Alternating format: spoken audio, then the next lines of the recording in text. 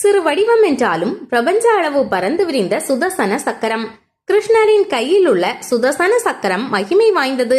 அதன் ஆற்றல் அளவிட முடியாதது. சுதர்ஷன் என்றால் மங்களகரமானது என்று பொருள். சக்ரா என்றால் எப்பொழுதும் செயல்பாட்டில் இருப்பது என்று அர்த்தம். எல்லா ஆயுதங்களை காட்டிலும் இது ஒன்றே எப்பொழுதும் சுழன்று கொண்டிருக்கிறது. சாதாரணமாக சுதர்சன சக்கரம் கிருஷ்ணனின் சுண்டு விரலில் காணப்படும். ஆனால் விஷ்ணுவோ ஆள்காட்டி விரலில் வைத்துக் கொண்டிருக்கிறார். யார் மீதாவது ஏவும் பொழுது கிருஷ்ணனும் ஆள்காட்டி விரலில் இருந்துதான் ஏவுகிறார்.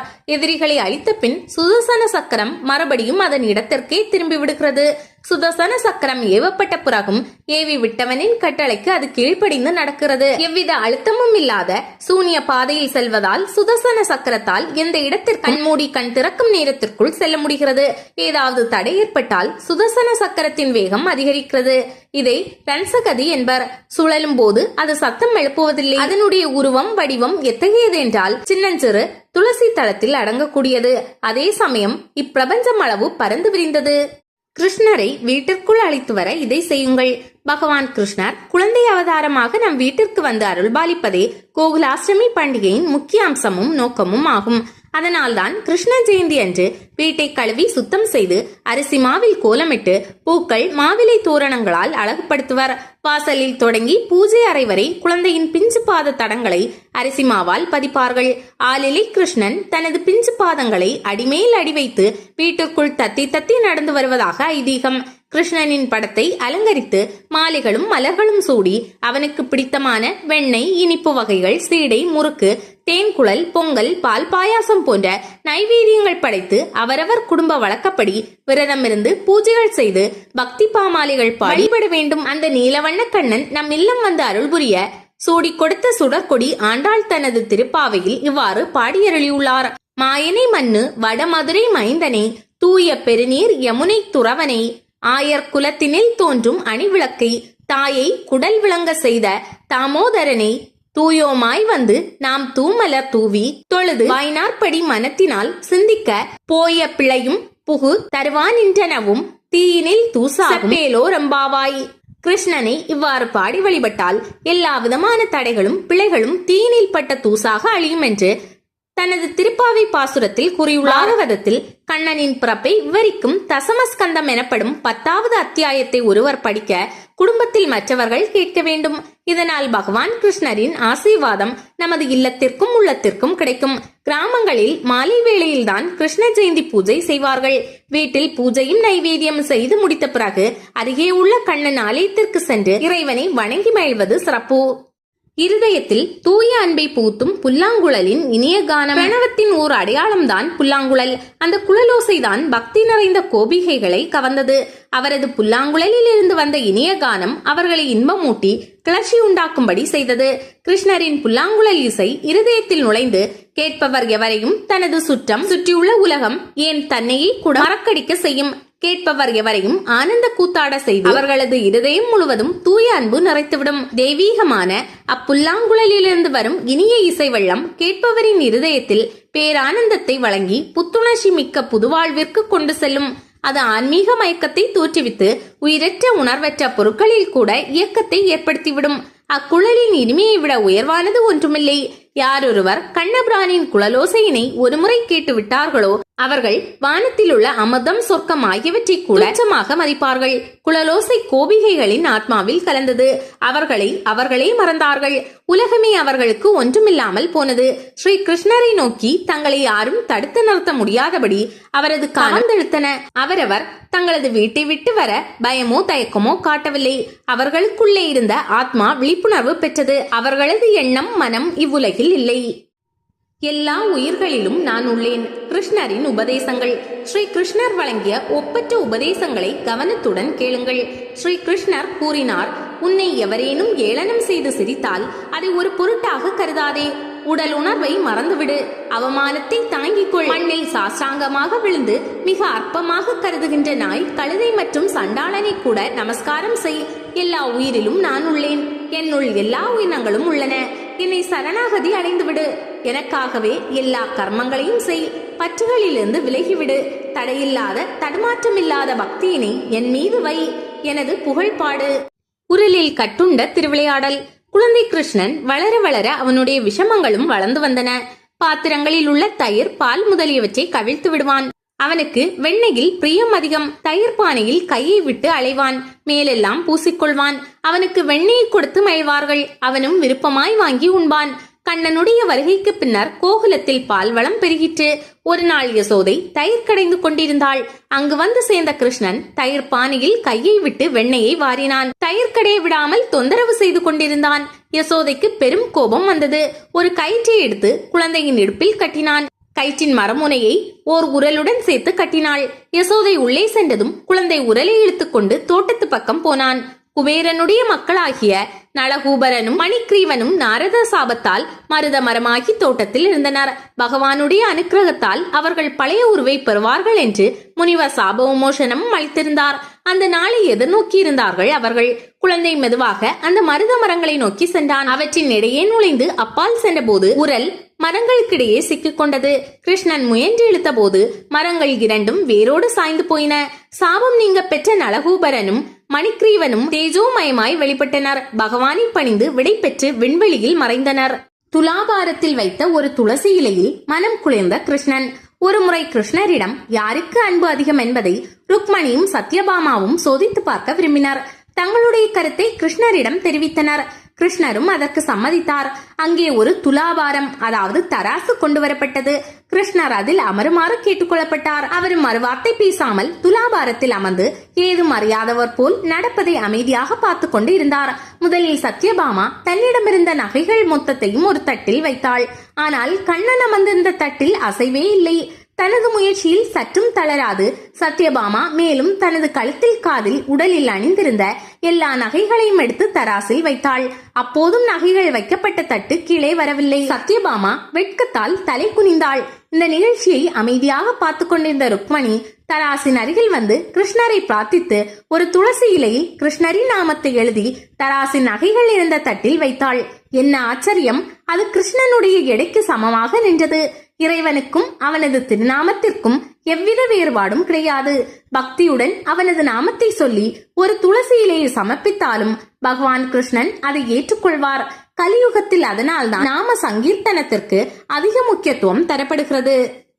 கண்ணனுக்கு ஆடை கொடுத்த திரௌபதி. ஒரு நாள் பாண்டவர்களும் கிருஷ்ணரும் தோட்டத்தில் இருந்த குளத்தில் நீராடினார். அனைவரும் கரையேறிய பின்பும் கிருஷ்ணர் நீரிலேயே இருந்தார். கண்ணா, சீக்கிரம் வா என்ற குரல் கொடுத்துவிட்டு அர்ஜுனன் உலராடியை அணிந்து கொள்ள போய்விட்டான். பெண்கள் பகுதியில் கடைசியாக கரையை அடைந்த திரௌபதி கண்ணன் இன்னும் ஏன் வெளியே வராமல் நீரிலேயே துளாவிக் கொண்டிருக்கிறான் என நின்று யோசித்தாள். அவன் கட்டியிருந்த உடை நீச்சலடிக்கும் போது நழுவி விழுந்திருக்கும். அதைதான் தேடிக்கொண்டிருக்கிறான் என யூகம் செய்து புரிந்து கொண்டாள். உடனே தன் புடவையில் ஒரு பகுதியை கிழித்து கண்ணனை நோக்கி வீசிவிட்டு நகர்ந்தாள். திரௌபதி கொடுத்த துணியை இடுப்பில் சுற்றி கொண்டு கண்ணன் கரையேறினான். இப்படி கண்ணன் அணிந்து கொள்ள திரௌபதி செய்த உதவியே துரியோதனன் அவையில் அவளை துச்சாதனன் துயிலுரிய முற்பட்ட போது அவளது மானம் காக்கப்பட பிரதியுபகாரமாக அமைந்தது என சான்றோர்கள் கூறுகின்றனர். பகவானுக்கு சிறிய அளவு நிவேதனம் படைத்தாலும் அவர் பன்மடங்கு அனுக்கிரகம் செய்வார் என்பதையே இது காட்டுகிறது. தனக்கு உதவிய திரௌபதிக்கு பதில் உபகாரம் செய்த கண்ணபிரான். துரியோதனன் பாண்டவர்களுக்கு எப்படியாவது தீங்கு இழைக்க வேண்டும் என்று துடித்தான். மாமன் சகுனியின் துர்போதனையின்படி திருதராஷ்டிரன் மூலமாக பாண்டவர்களுக்கு பொழுதுபோக்காக சதுரங்கம் ஆட வருமாறு அழைப்பு விடுக்கப்பட்டது. அதில் விருப்பமில்லாவிடினும் பெரியப்பாவின் அழைப்பை தட்ட முடியாமல் அவர்கள் வந்தனர்.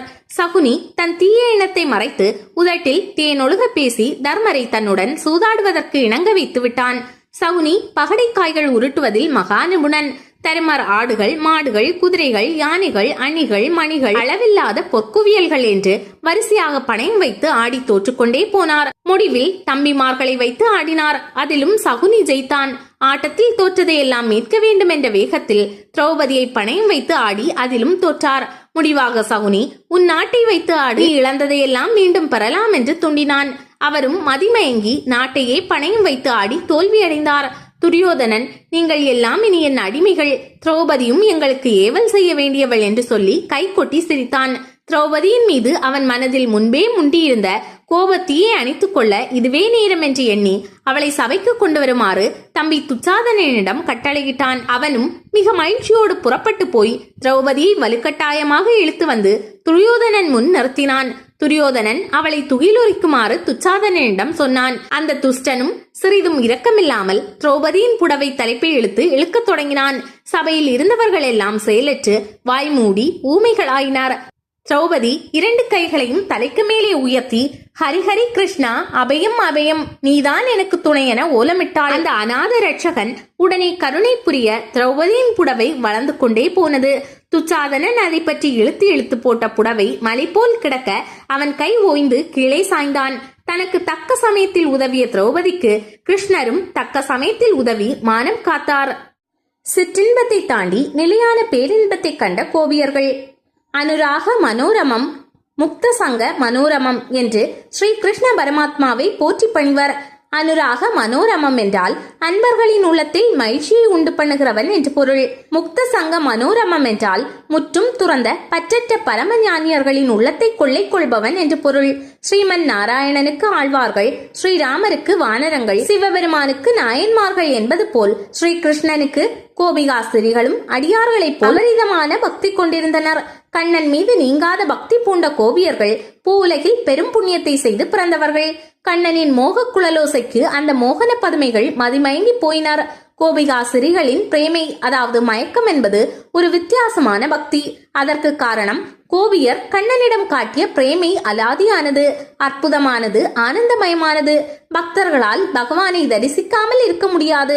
அதே போல் கோபியர்களால் ஒரு கணம் கூட கிருஷ்ணனை பிரிந்து இருக்க முடியாது. ஸ்ரீ கிருஷ்ணன் மதுராபுரிக்கு சென்றதும் அவனது பிரிவை கோபியர்களால் தாங்க முடியவில்லை.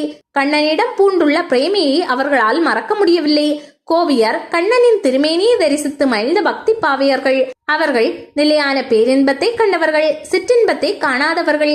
கோபியர் தாங்கள் ஸ்ரீ கிருஷ்ணனிடம் கொண்டுள்ள அபரிமிதமான தாபத்தினால் உலகையே மறந்து விடுகிறார்கள்.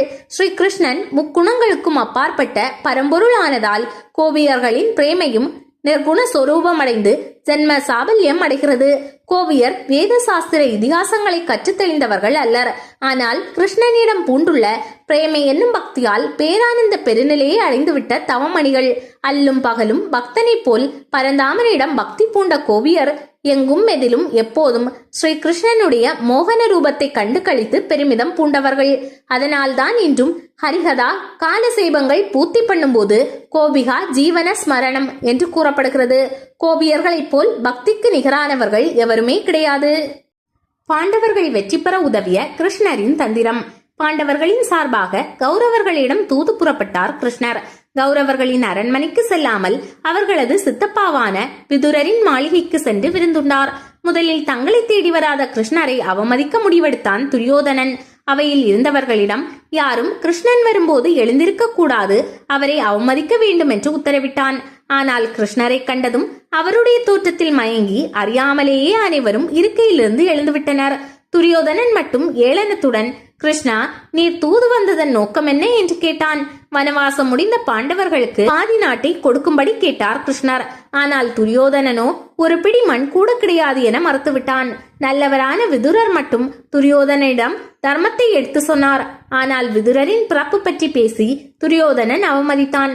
தர்மத்தின் பக்கம்தான் நிற்பான், என்னுடைய வில்லை கொண்டு அதர்மத்திற்கு உதவி செய்ய எனக்கு மனமில்லை என்று சொல்லி அவர் தன் வில்லை முறித்து விட்டார். நல்லவரான விதுரர் செஞ்சோற்று கடனுக்காக துரியோதனனுக்கு உதவினால் பாண்டவர்களால் போரில் வெல்ல முடியாது என்பதால் துரியோதனனுக்கும் விதுரருக்கும் வாதத்தை உருவாக்கி அவரது கையாலேயே முக்கியமான ஒரு வில்லையும் ஒடிக்க செய்தது கிருஷ்ணரின் தந்திரமாகும்.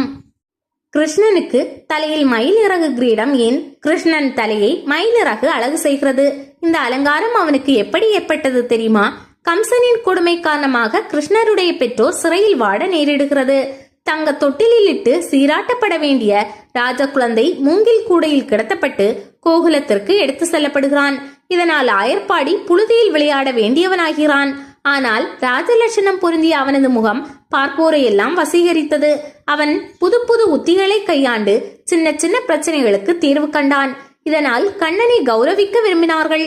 ஆயர்பாடி சிறுவர்கள் உடனே அங்கே சுற்றித் திரிந்த மயிலை பிடித்தார்கள். அதனிடமிருந்து ஓர் இறக்கை எடுத்து கிருஷ்ணனின் தலையில் வேடம் போல் சொருகினார்கள்.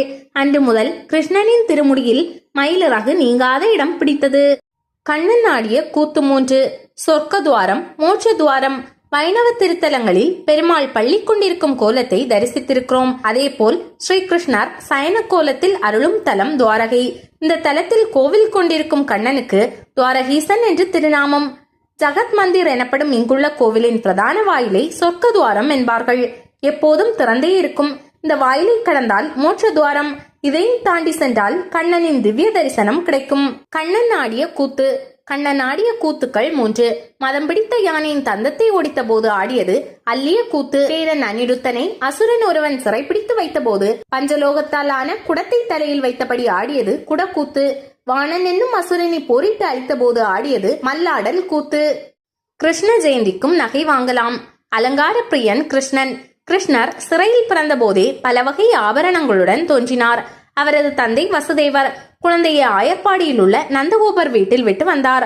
அப்போது ஆயர்குல பெண்கள் குழந்தையை பார்க்க பல வகை ஆபரணங்கள் அணிந்து வந்தனர். விஷ்ணு அலங்கார பிரியர். அவரை பார்க்க வந்தவர்கள் சகல அலங்காரத்துடன் வந்தனர். எனவே அட்சய திருதியை ஆடிப்பெருக்கு நாளில் நகை வாங்குவது போல கிருஷ்ண ஜெயந்தி நன்னாளிலும் நகை வாங்கி அணியலாம். கிருஷ்ணர் முத்தான தகவல்கள் 25. மகாவிஷ்ணு எடுத்த 9வது அவதாரம் கிருஷ்ண அவதாரமாகும். கிருஷ்ண ஜெயந்தி கொண்டாட்டங்களில் உரியடி விழாதான் பிரசித்தமாக நடைபெறும். மனிதனாக பிறந்த ஒவ்வொருவரும் வாழ்வில் இயல்பாக அமைந்த கடமைகளை முழுமையாக செய்ய வேண்டும் என்பதை பகவத்கீதை மூலம் கிருஷ்ணர் உணர்த்தியுள்ளார்.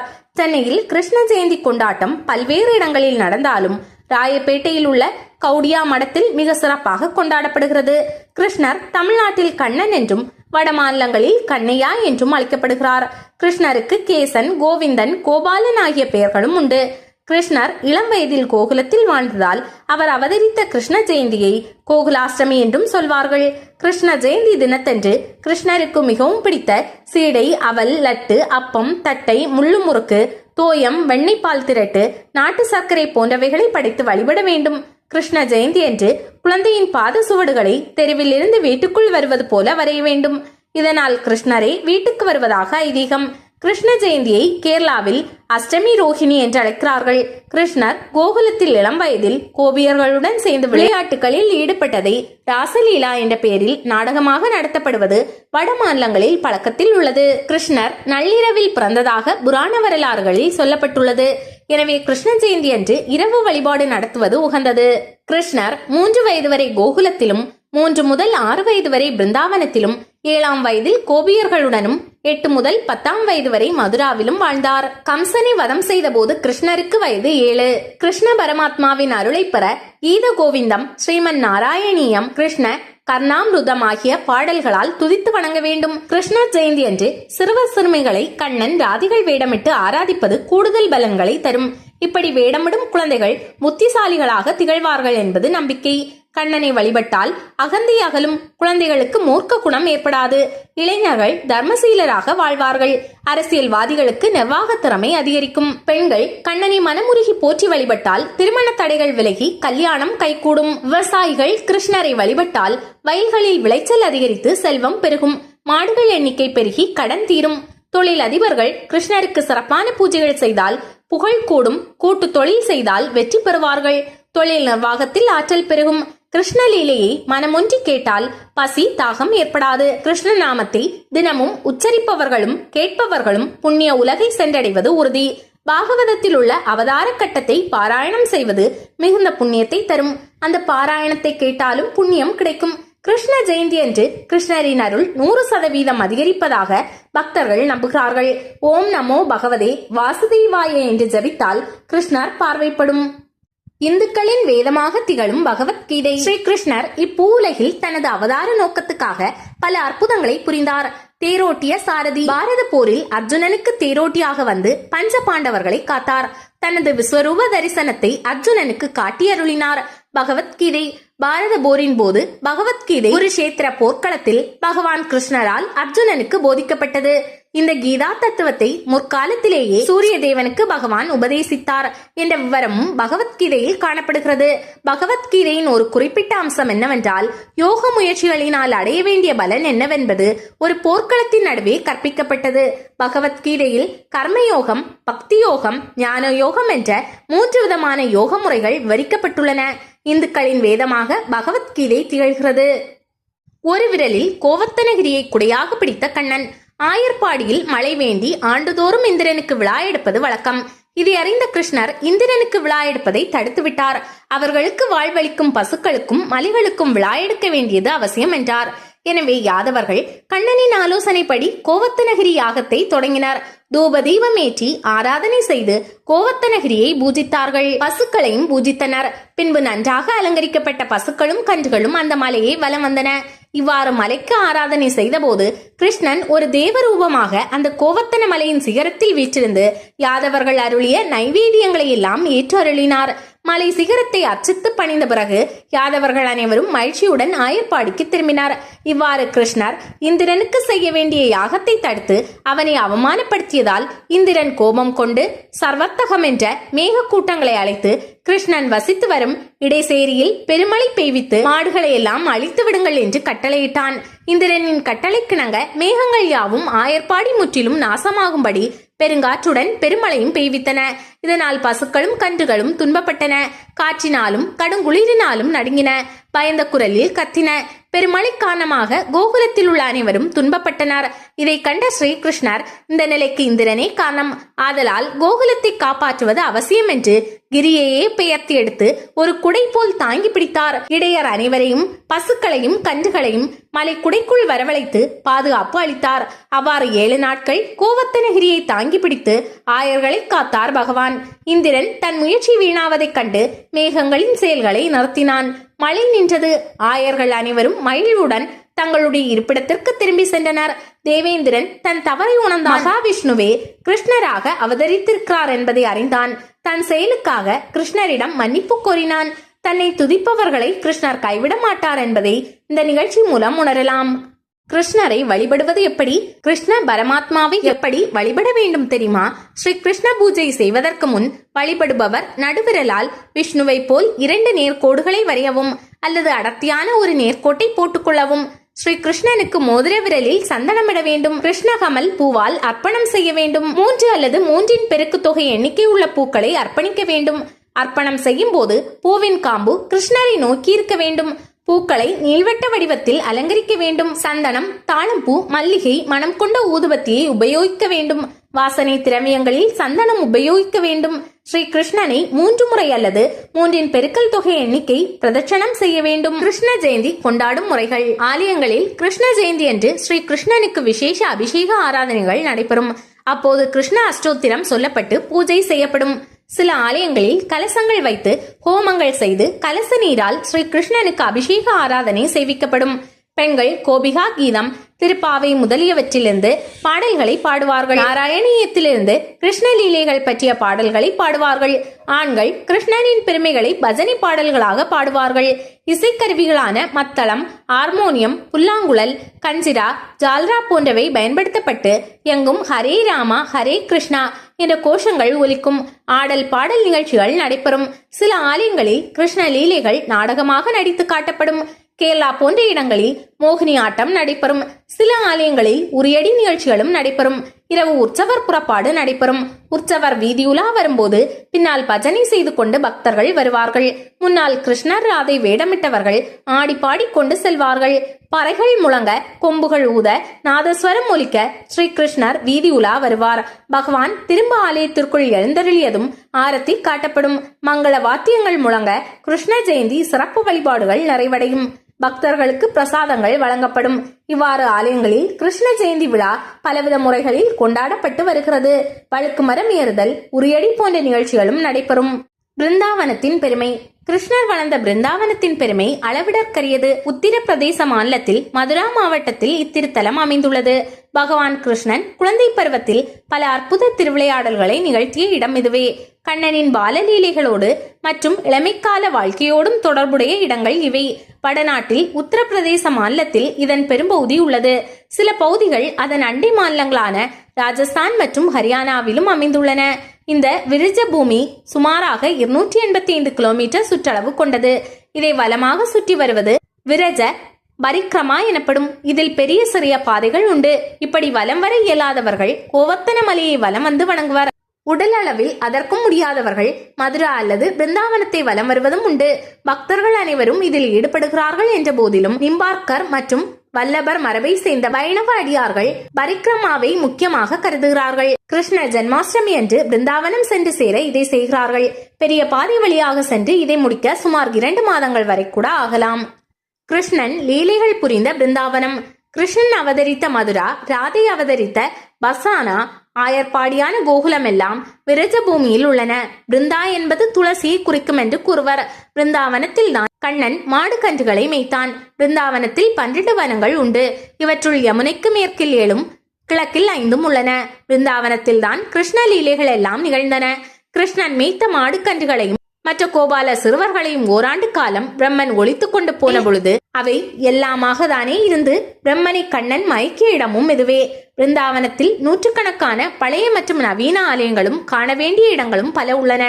யமுனையில் நீராடிய பின் இந்த தலங்களை அவசியம் தரிசிக்க வேண்டும். கேசி காட், காளிய மதன் காட், சீர்காட், ரமன் ரேதி, வம்சிவட், சேவாகுஞ்ச், நிதிவனம், பாங்கே விகாரி மந்திர், ராதா ரமன் மந்திர், கோவிந்தஜி மந்திரி, ரங்கஜி மந்திர் முதலானவை முக்கிய தலங்களாகும். இவற்றுள் பாங்கே விகாரி கோவிலில் அடிக்கடி திரையால் மூலஸ்தானத்தை மறைப்பார்கள். தரிசிக்க வரும் பக்தர்கள் பின்னால் குறும்புக்கார கண்ணன் ஓடிவிடுவான் என்ற பயம்தான் இதற்கு காரணம். மதுராவிற்கு சற்று வடமேற்கில் சுமார் 11 கிலோமீட்டர் தொலைவில் உள்ள பிருந்தாவனம் அவசியம் அன்பர்கள் தரிசித்து மகிழ வேண்டிய தலமாகும்.